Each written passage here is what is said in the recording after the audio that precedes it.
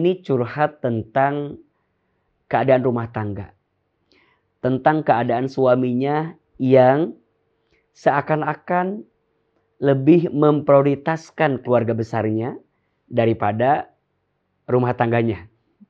Khususnya di sini kepada orang tuanya. Ketika seorang suami berbuat baik kepada istrinya, itu adalah kewajiban. Dan ketika seorang anak laki-laki berbuat baik kepada ibunya, itu adalah kebaikan. Maka ada prioritas di situ. Sehingga tidak akan ada lagi pertengkaran, tidak akan ada lagi pertikaian yang membandingkan antara istri dan ibu. Tidak, karena dua-duanya adalah pintu kebaikan yang akan bisa kamu raih ketika engkau berbuat baik kepada keduanya. Yang perlu digarisbawahi adalah komunikasi yang benar-benar harus dihadirkan.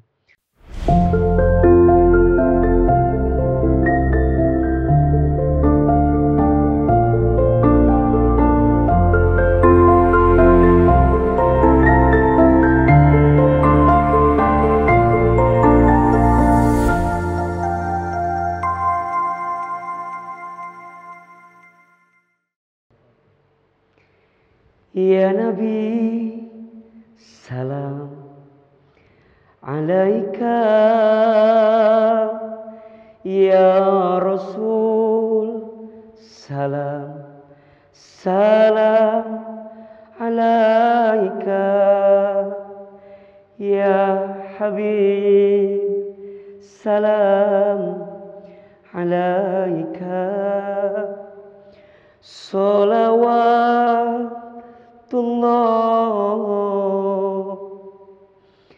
alaika. Bismillahirrahmanirrahim.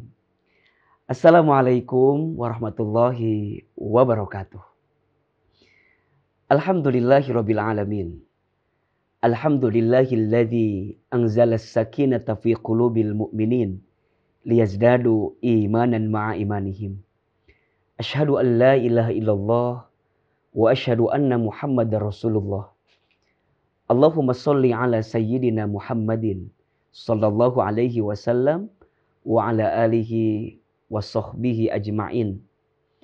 Allahumma inna nas'aluka ilman nafi'an wa rizqan thayyiban wa amalan mutaqabbala.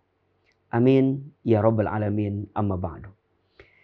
Teman-teman sekalian, alhamdulillah senang sekali hari ini Ahilman bisa menyapa teman-teman kembali dalam channel YouTube Ahilman Fauzi.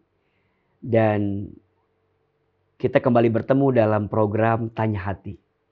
Di program ini Ahilman akan membaca beberapa curhatan sekaligus pertanyaan yang sudah teman-teman kirimkan melalui sosial media Ahilman, baik yang ada di Instagram, di TikTok, ataupun di komen YouTube ini, yaitu Ahilman Fauzi.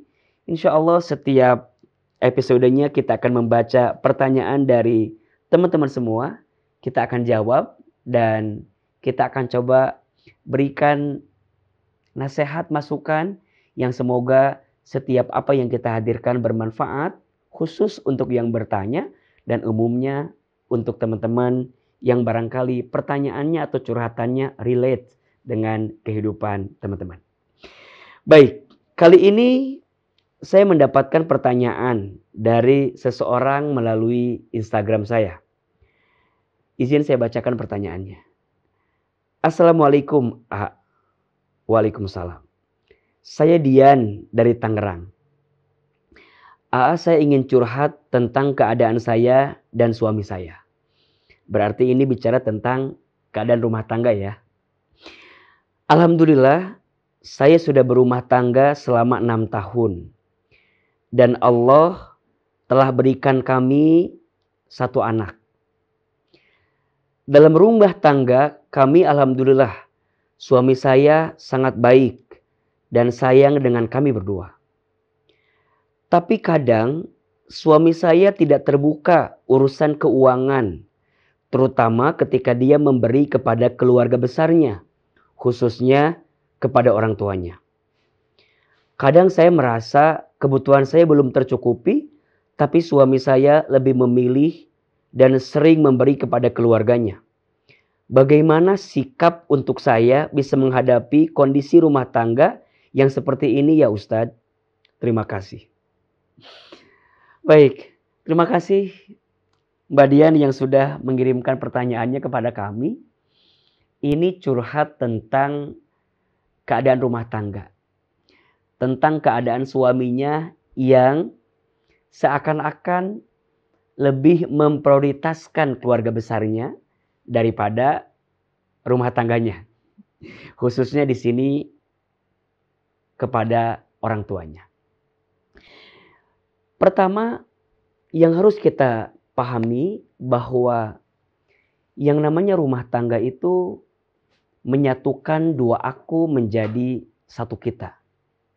Jadi rumah tangga itu menyatukan dua aku menjadi satu kita. Itulah rumah tangga.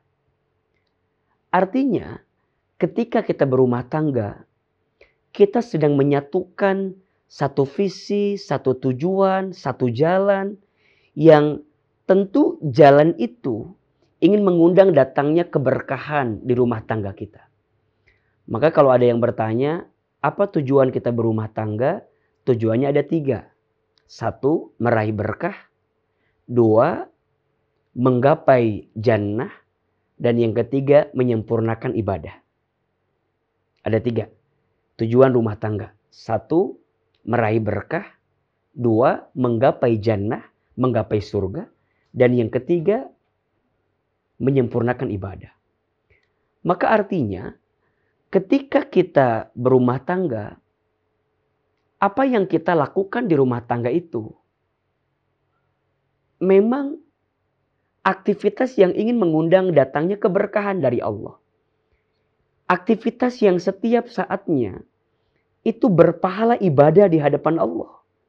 Maka semua kebaikan itu akan menjadi kebaikan yang berpahala besar di hadapan Allah Subhanahu wa taala. Maka penting untuk kita memahami bagaimana saat kita berumah tangga, bahwa rumah tangga itu menyatukan dua aku menjadi satu kita. Artinya, ketika kita berumah tangga, bukan hanya menyatukan dua hati yang saling mencintai, tapi lebih dari itu, menyatukan dua keluarga yang saling memahami, dua keluarga yang saling mengerti, dua keluarga yang saling mengisi. Setelah berumah tangga, tidak ada lagi bahasa, ini bapakku, itu bapakmu. Tidak. Setelah berumah tangga, tidak ada lagi bahasa, ini ibuku, itu ibumu. Tidak. Setelah berumah tangga, dari aku berubah menjadi kita. Maka, ketika seseorang ingin berbuat baik kepada keluarganya, dan posisinya setelah menikah, pahami, itu adalah ibadah terbaik. Itu adalah pahala terbaik yang akan mendatangkan keberkahan di hadapan Allah Subhanahu wa taala. Lantas bagaimana sebenarnya prioritas yang harus dihadirkan oleh seorang suami di rumah tangga ketika dia memberikan nafkah? Ketika seorang suami itu menikah, berarti dia punya kewajiban. Kewajiban kepada siapa? Tentu kepada istrinya. Kalau dia sudah punya anak, berarti plus dengan anaknya. Saat seorang laki-laki mengambil seorang perempuan dari ayahnya, maka di saat itu dia punya tanggung jawab, dia punya kewajiban untuk mencukupi kebutuhan daripada istrinya, untuk menafkahi istrinya, untuk memastikan pemenuhan kebutuhan bagi rumah tangganya. Dan itu bagi seorang laki-laki adalah kewajiban. Maka ketika laki-laki mencari nafkah, kemudian membawa nafkah tersebut kepada rumah tangga, dalam rangka memenuhi kebutuhan istri dan anaknya, itu adalah kebutuhan. Tapi di saat yang bersamaan, jika seorang anak laki-laki itu masih punya orang tua, masih punya keluarga, dan orang tua itu memang keadaannya sulit, memang keadaannya susah, Artinya kalau nggak dibantu oleh anak laki-lakinya ini, akan ada sesuatu yang madharat yang terjadi pada keluarga besarnya, pada orang tuanya. Maka mohon maaf, seorang laki-laki pun juga punya kewajiban untuk memastikan kebutuhan daripada orang tuanya. Agar jangan sampai orang tuanya itu mendapatkan kondisi yang madharat dalam hidupnya. Terus kalau dua-duanya sama posisinya. Rumah tangga juga butuh kecukupannya. Orang tua juga butuh kecukupannya. Maka apa titik temunya? Titik temunya adalah komunikasi di antara keduanya. Titik temunya adalah ngobrol di antara keduanya.